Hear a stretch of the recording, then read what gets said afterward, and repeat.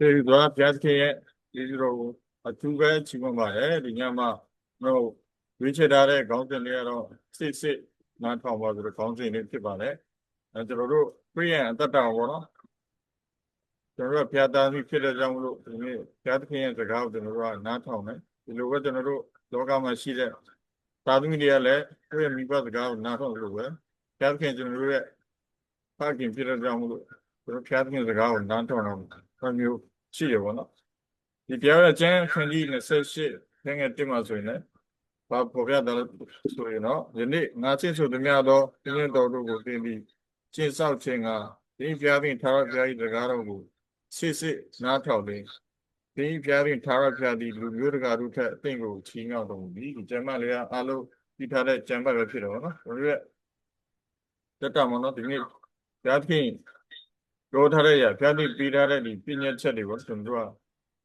ကစစ်နားထောင်ဖို့လိုအပ်တဲ့ဆိုရဲရနော်ပေါ်ပြထားတော့ဒါကျွန်တော်တို့နားထောင်လို့ဆိုရင်ကျွန်တော်တို့ဘုရားသခင်ရဲ့ကောင်းကြီးမင်္ဂလာကျွန်တော်တို့ရရှိပြီးတော့ဘုရားသခင်ချီးမြှောက်ခြင်းကျွန်တော်တို့ခံရမှာဖြစ်တယ်ကျွန်တော်တို့အိမ်မှာတို့၎င်းကျွန်တော်တို့အိမ်မှာလည်းမင်္ဂလာရှိမယ်ပြီးတော့တဲ့ခါမင်္ဂလာရှိမယ်ကျွန်တော်တို့လှုပ်ဆောင်တဲ့ရာတစ်ခုချင်းစီတိုင်းပေါ့နော်တို့ရဲ့သူနွားအစပေါ့နော်ကျွန်တော်တို့ရဲ့လုပ်ငန်းကအစဘုရားအားလုံးကောင်းကြီးပေးခံရမှာဆိုတော့ကျွန်တော်တို့ဒီတံပိုက်လေးဖတ်တဲ့ခါမှာမြင်တွေ့ရတာဖြစ်တယ်ကျွန်တော်ဆက်ပြီးတော့ဆန်းငယ်15ဆက်ဖတ်လို့ဆိုတော့ဒီမနာခံချင်းအတွက်အမင်္ဂလာဆိုတဲ့ရာကိုတွေ့ရတယ်ဒီနေ့ငါဆင့်ဆိုတော့ဒီဖျားပြင်ထားရဖျားစီရင်ထုတ်ဖွဲ့တော်မူချက်အလုံးစုံတို့ကိုကျင့်ဆောက်ခြင်းကစကားတော်ကိုသင်နားမထောင်ရင်သင်ပေါ်၌တရားတော်တန်သောတည်ခြင်းအမင်္ဂလာများဟုပါနော်ဒီနေ့ဖျားပြင်စားတို့နားမထောင်တဲ့ခါမှာဒီပေါ်မှာဒီအကျင့်ချင်းတွေအမင်္ဂလာတွေကျွန်တော်တို့ကြားအောင်မှာဖြစ်တယ်နော်ခုနကတော့ဖတ်တော်တဲ့ကြံပိုက်နဲ့တက်ကျင်ဘက်အရာတွေနော်ကျွန်တော်တို့ညမှာပဲနေပဲမနေနေကျွန်တော်တို့ဘာတွေပဲလှုပ်ဆောင်လို့ပေါ့ဒီနေ့ကြားပြီးစကားကိုနားထောင်တဲ့အခါမှာကျွန်တော်တို့ဒီမြောက်ချင်းမခံရပါဘူးအောက်မင်္ဂလာတွေတော့ဖြစ်နေမင်္ဂလာမရှိတဲ့အရာကိုကျွန်တော်တို့ပြမြင်ရတော့ဒီနေ့ကျွန်တော်တို့ကြားပြီးစကားနားထောင်ရအရေးကြီးတဲ့လိုအပ်တဲ့ဆိုကျွန်တော်တို့ဘောလုံးပြီးချီနားလည်ထားကြအောင်နော်အဲ့တော့ကျွန်တော်တို့မှာအဓိကအရေးကြီးလိုတာပါလဲဆိုရင်ကျွန်တော်ရဲ့ဘလုံးသားနော်ကြားပြီးငါတာပြီးနှလုံးငါပြီးတော့ဆိုရတဲ့အတိုင်းကျွန်တော်နှလုံးသားဖျားပြင်အလိုရှိတယ်။ကျွန်တော်နှလုံးသားပဲဖျားပြင်နှလုံးသားပဲအဓိကကြည့်တယ်ပေါ့နော်။ပြင်ပန်းအဓိကမှုပေါ့။ဒီဘက်ကျွန်တော်နှလုံးသားအရေးကြီးတဲ့ကြောင့်မလို့တော့ဖျားပြင်ကနားထောင်ခါမှတော့နှလုံးသားမကန်မှုပြန်လဲအရေးကြီးတယ်ပေါ့။လိုအပ်တယ်။ဒီတော့တဲ့ခန်းကြီး၄ခန်း23မှာလဲနှလုံးကြီးအတိတ်အခြေအနေဖြစ်တော့ကြောင့်ဒီနှလုံးကိုသူတိဖြင့်66လို့ပေါ်ပြထားတယ်ပေါ့နော်။ဒီကျမ်းမရဆိုကျွန်တော်တို့နှလုံးသားဆိုတာအရင်ကကျွန်တော်တို့စောက်ရှောက်ဖို့လိုတယ်တီးချဖို့လိုတယ်နှလုံးသားမှန်ကန်ဖို့လိုတာဆိုရရကျွန်တော်တွေ့ရတယ်တချို့သောလူတွေပေါ့နော်ဒီလိုလူတွေကဒီနေ့နှလုံးသားမှန်ကန်တာတွေကျွန်တော်တို့သိရမှာဖြစ်တယ်ဒီနေ့မိုးရှိရနေပြီးတော့ဒီတတိကနားထောင်တဲ့ခါမှာကြီးမြောက်ခြင်းခံရမယ်မင်္ဂလာရှိမယ်လို့ပြောတဲ့အခါမှာတချို့ကြတော့ဒီနေ့တတိကနားထောင်ဆိုတာကောင်းကြီးရအောင်လို့ကြီးမြောက်ခြင်းခံရအောင်လို့အဲ့လိုမျိုးပေါ့နော်စိတ်ထဲမှာအဲ့လိုမျိုးဖြစ်တာကျွန်တော်တို့သိရတယ်ပေါ့နော်ပြောမှဆိုရင်နှလုံးသားမကန်တာကိုသိရတာဖြစ်တယ်ပေါ့နော်ဆိုကြတော့ဘုရားသခင်ဒီနေ့ကြိတ်ချင်းတွေအမင်္ဂလာတွေကြောက်မှဆိုလို့ကြောက်လို့ပေါ့နော်ဒီဘုရားသခင်ကြောက်နားထောင်ရရှိတယ်နော်ဘုရားကဘိုးလည်းရှိတယ်ကြောက်လို့လိုက်နာစီကံမှာမငယ်ခဏပါအတိရှင်တွေစီကံနဲ့ဆွေးထင်တစ်သက်တာဆိုတော့နော်ဘုရားကဘိုးဆိုရတိုင်းမှာဒီနေ့ကျွန်တော်ကြောက်လို့လိုက်နာတဲ့အရာတွေစီကံတော့လောအောင်အဲ့ဒီအရာတွေကမငြိဘူးဘာဖြစ်လို့ကျွန်တော်မကြောက်တဲ့အခါတွေအဲ့လိုရှိလာနေတယ်ရှိလာတော့ဒီခါကျရင်အဲ့ဒါမငြိဘူးပေါ့နော်ဒါပေမဲ့ကျွန်တော်အတိနဲ့ရှင်နေရအောင်ဒီကနေ့ကျွန်တော်လှုပ်ဆောင်ချက်တွေအဲ့ဒီအရာတွေဆိုရင်ငြိတဲ့ကျွန်တော်အသက်တာပေါ့နော်ပြင်ဆိုးတဲ့အထိပါတော့မှာဖြစ်တော့ဒါကြောင့်မလို့နှလုံးသားမကန်မှုလည်းဒီကြီးရဆိုရသိရတယ်နော်ဒီတရောခန်းကြီး9ခန်း3မှာဘာပေါ်ပြထားတယ်လဲဆိုရင်ဒီဘုရင်တော်တို့ကိုတောက်လျှောက်ချင်းဒီတော့ဘုရားသခင်ကိုချစ်ရရောက်ပြီးတော့ဒီနေ့ကျမ်းစာတွေမှာပေါ်ပြထားတော့ အဲ့တော့ကျွန်တော်တို့ဖျားပြင်ပြင်းရထားတဲ့ຢာဖျားပြင်ကိုထားတဲ့ຢာကျွန်တော်တို့တော့ရှောက်မှဆိုရင်ဒီနေ့အဲ့ဒါကျွန်တော်ဖျားပြင်ကိုချစ်ချင်းဖြစ်တော့ဒီနေ့ဖျားပြင်ကိုချစ်တဲ့လူကတော့ဖျားပြင်ပြောတဲ့စကားတွေနော်ဒီတမကျန်တော့ဆိုပြထားတဲ့ຢာလေဖျားပြင်ပြင်းရတော့တွေမလိုက်နိုင်ဘူးမလိုက်နိုင်ဆိုအဲ့ဒါကိုကဖျားပြင်ကိုမချစ်တဲ့သဘောရှိတယ်ဒါကြောင့်မလို့ကျွန်တော်တက်တာမှာဖျားပြင်ကိုချစ်ပြီးတော့ဖျားပြင်စကားနားထောင်ဖို့လို့တော့ကြောက်ပြီးတော့အမြင်မို့ပါနော်ကြောက်ပြီးတော့နားထောင်လာလို့အဲ့ဒါတွေကမမှန်ကန်ဘူးနှလုံးသားမမှန်တော့ကျွန်တော်ပြောချင်တာဖြစ်တယ်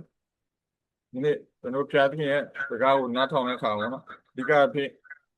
ကျွန်တော်ရရှိတဲ့အရာပေါ့နော်ဖျားပြင်လှုပ်ဆောင်ပေးတဲ့အရာနှစ်ချက်ရှိပါပထမအချက်အနေနဲ့ဒီချာရ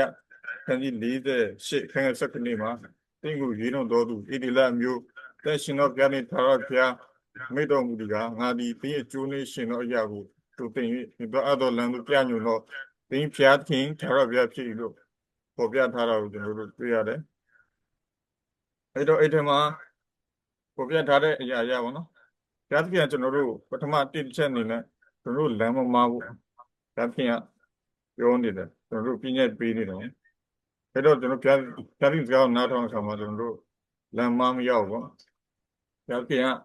ဒီနေ့မိဘတွေသူ့ရဲ့သားသမီးတွေကိုပညာတိုးပွားဖို့အတွက်ရှင်မြဲတမ်းဆိုတင်နေတယ်ပဲ့ပြနေတယ်အဲ့ဒီရောက်မှဒီနေ့သားသမီးတွေနားထောင်တဲ့အခါမှာဘုဒ္ဓတာရှိတယ်ပေါ့နော်ပညာတိုးပွားတယ်ကြုံလာတဲ့အရာတွေကိုလည်းသူတင်ပြီးတော့ကာကွယ်နိုင်တာကျွန်တော်တွေ့ရအောင်အဲ့လိုပဲဖျားခင်ကလည်းသူကအကောင်းဆုံးလမ်းကိုသူပြပေးမယ်သူတင်ပေးမယ်ပဲ့ပြင်ပေးမယ်ဆိုတော့ဒီရှာရခန်းကြီး48မှာကျွန်တော်ဖော်ပြထားတာကိုတွေ့ရတယ်ပေါ့နော်တနည်းအားဖြင့်ပြောရမလို့ကျွန်တော်တို့ပညာရှိမယ်ပေါ့နော်ဒီနေ့ပညာရှိတဲ့သားသမီးတွေဖြစ်မှာနော်ဒီကြလည်းဖျားပြင်အလေးရှိတဲ့အရာဖြစ်တဲ့ဒုတိယအချက်အနေနဲ့ပေါ့နော်ဒီရှင်လုကာတွေ့ဝင်ခန်းကြီး7ခန်းငယ်28မှာဘာပေါ်ရထားတယ်လို့ဆိုရင်သခင်ယေရှုပြောတဲ့စကားဖြစ်တယ်ပေါ့နော်ကိုတော်ကလည်းပြင်းတော်တို့ကိုတောက်လျှောက်တော်သူတို့ဒီမြတ်စွာသောမင်္ဂလာရှိလို့ပေါ်ပြတာတော့ကျမလီယာတို့ကျွန်တော်ဘာတွေ့ရဆိုရင်တို့ဖျားပြင်ရဲ့ပြင်းချက်တွေဖျားပြင်ပြောတဲ့စကားတွေကိုတောက်လျှောက်တဲ့ခါမှာဒုတိယအချက်အနေနဲ့ကျွန်တော်ဘာရရှိလဲမင်္ဂလာရှိတယ်ပေါ့နော်တို့အရောက်တိုင်းတော့ကိုသက်တာပေါ့နော်မင်္ဂလာရှိခြင်းတယ်ပေါ့ဒီနေ့အဲ့ဒီအိတ်ချမ်းမတွေ့တဲ့ခါမှာယောသက်ရဲ့တက်တာကိုပြင်နေစီခြင်းပြီးတော့ယောသက်ဒီလိုပဲဒီကိုရီးယားမနာလို့ချင်းခံရပါစေပေါ့နော်ကြောင်စားခြင်းခံရတဲ့ဒီနေ့မတရားထောင်ချခြင်းခံရပြီးမဲ့လေဒီသူဖျားတင်ကြောက်သူစစ်နားထောင်တာတွေ့ရပါတော့အဲ့ခါမှာသူကမင်္ဂလာရှိတယ်သူဘယ်နေရာပဲရောက်နော်သူအတွက်တော့၎င်းပေါ့နော်ရောက်တဲ့နေရာမှာသူကမင်္ဂလာရှိတာတွေ့ရတယ်ဒါဖျားတင်ရဲ့စကားသူနားထောင်တဲ့အတွက်ကြောင့်မလို့ဖြစ်တယ်ပေါ့နော်ပြောမဆိုရင်ဘလို့အခြေအနေပဲသူကြောက်ပါသေးနော်ရောတက်လေသူဘလို့အခြေအနေပဲကြောက်သူ့မှာညိတ်သက်ခြင်းမင်္ဂလာရှိတယ်ကိုကျွန်တော်တွေ့ရတယ်အဲ့တော့ခုနကျွန်တော်ပြောခဲ့ရအောင်နော်သူတို့ရဲ့အသက်တာမှာဒီနေ့ဖျားပြင်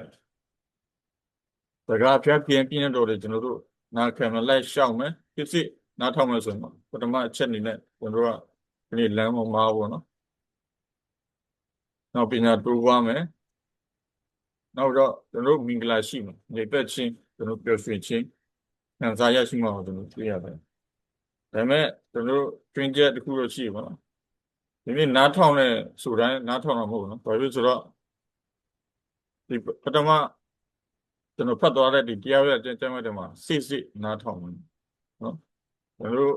ဒီလောကမှာကျွန်တော်တို့တွေ့ဘူးမယ်ဒါကနားထောင်တဲ့သိချနော်သိစိတ်နားထောင်တာရှိပါတော့အဲ့တော့ဖျားစကားကိုကျွန်တော်တို့ကအခုမှကြံအောင်သိချနားထောင်ဖို့လိုအပ်တယ်ဒီဓမ္မရာဆိုရင်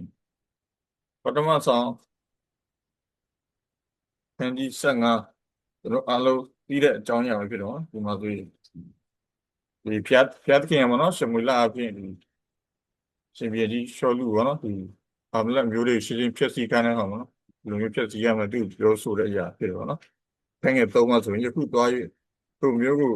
လောက်ကြံတော့နှမျိုးချင်းမရှိပဲရှင်းရှင်းဖြည့်ဆည်း၍ယောက်ျားမိန်းမသူငယ်နှုတ်ဆုမစား၍ကိုနွားကလေးမိတို့ကိုတက်လို့ဆိုလူအားချင်းဆိုဒီတိုင်းဒီမှာတွေ့ရတဲ့ရာပေါ့နော်ကြပြန်အဖွင့်ပေးတဲ့ခါမှာရှောလူမင်းကြီးကသူသွားတက်တဲ့ခါပေါ့နော်ဒီအမလက်ရှင်ဖြစ်တဲ့အာဂဲကိုလည်း တိုင်းနိုင်တယ်လူတွေလည်းတတ်နိုင်တယ်ပေါ့နော်ဒါပေမဲ့အဲ့ဒီမင်းနဲ့တော့ဒီတူနွားအမြင့်အလက်ပေါ့နော်သူ့ကျိုးတဲ့အကောင့်အဲ့ဒါသူနှမျောတယ်ပေါ့နော်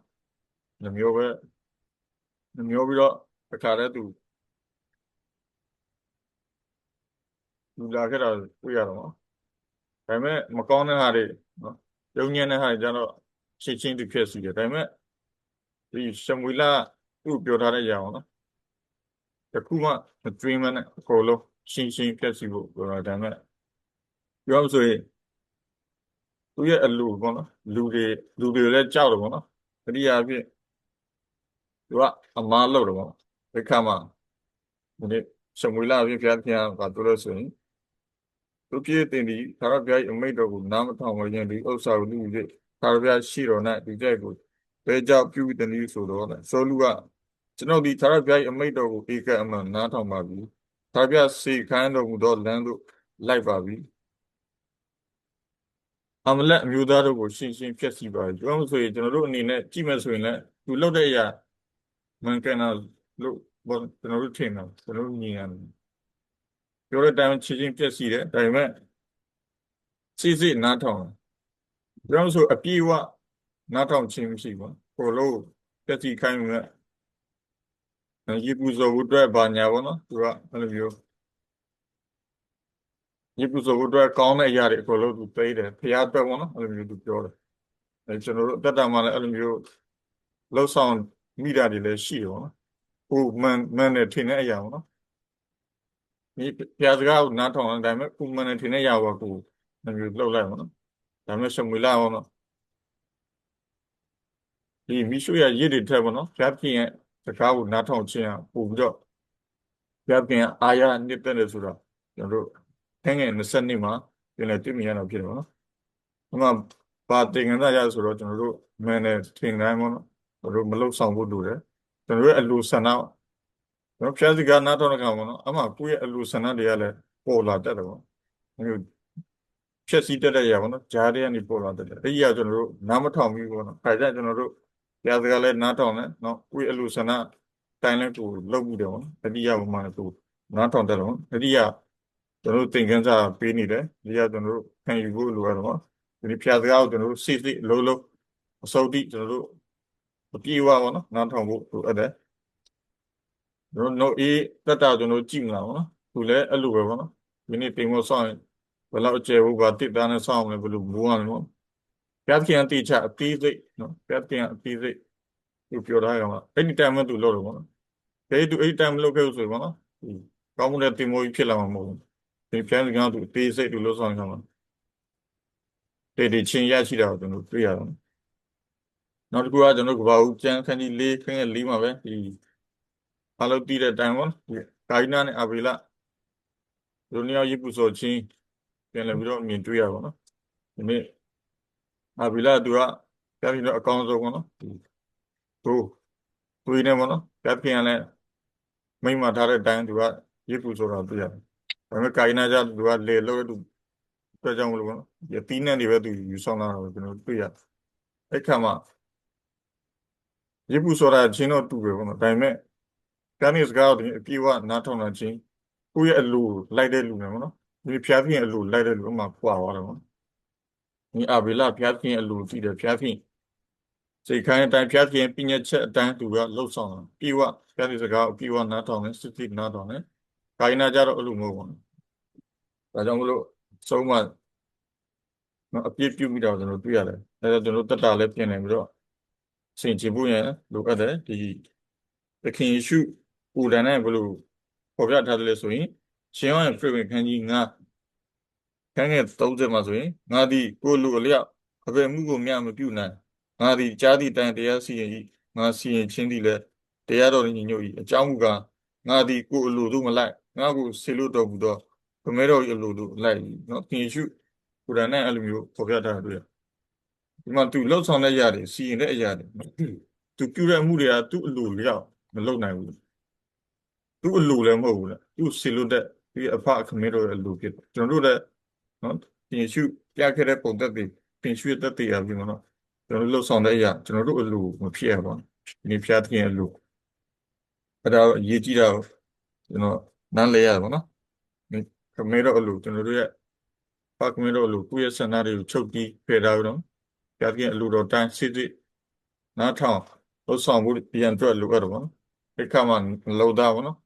နှလုံးသားပျော့ပြောင်းမှတာနေဗောဒီနှလုံးသားကြောက်ဖြစ်နေမှာဖက်ထန်နေမှာ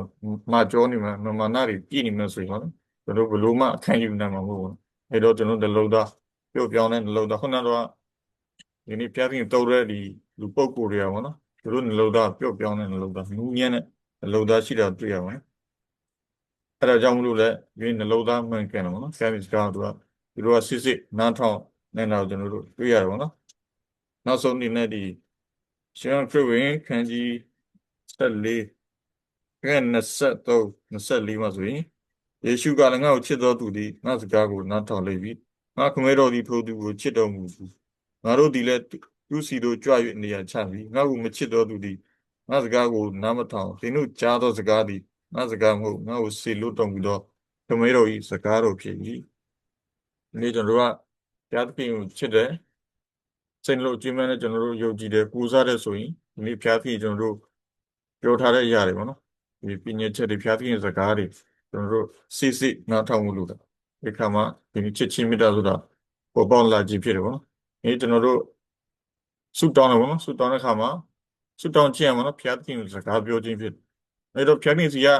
ကျွန်တော်တို့စကားကြားဖို့ဆိုရင်ကျွန်တော်နှုတ်ကပတ်တော်ဖတ်ရတာပေါ့နော်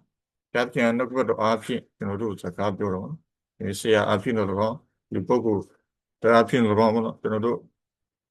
ဖျားသခင်စကားကျွန်တော်တို့ကြားတယ်အဲကြောင့်မလို့ဒီတမန်ကျမ်းစာဆိုတာကျွန်တော်တို့ရဲ့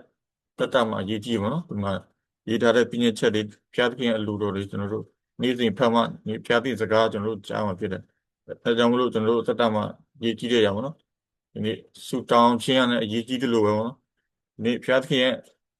ဘာလာမယ်ပေါ့နော်ဖျားသခင်ရဲ့စကားအဲ့စကားကျွန်တော်တို့စစ်စစ်နားထောင်ဖို့လည်းအရေးကြီးတယ်ပေါ့နော်အဲကြောင့်မလို့တတ်တာမှာကိုယ့်ရဲ့အလိုဆန္ဒစကားပေါ့နော်နားမထောင်ဝင်နဲ့မလိုက်ဘူးနော်ချုပ်တီးပြီးတော့ပေရှင်းပြီးတော့မနော်ဖျားသခင်ရဲ့စကားဥသာဖျားသခင်ရဲ့ပြည့်ညတ်တော်ဖျားသခင်ရဲ့အလိုတော်သာကျွန်တော်တို့စစ်စစ်နားထောင်လိုက်ဆောင်ဖို့ကျွန်တော်ဝင်ငါလိုပါတယ်တဏ္ဍသူရောတိုင်းပေါ်ဖျားသခင်ကောင်းကြီးပေးပါစေအာမင်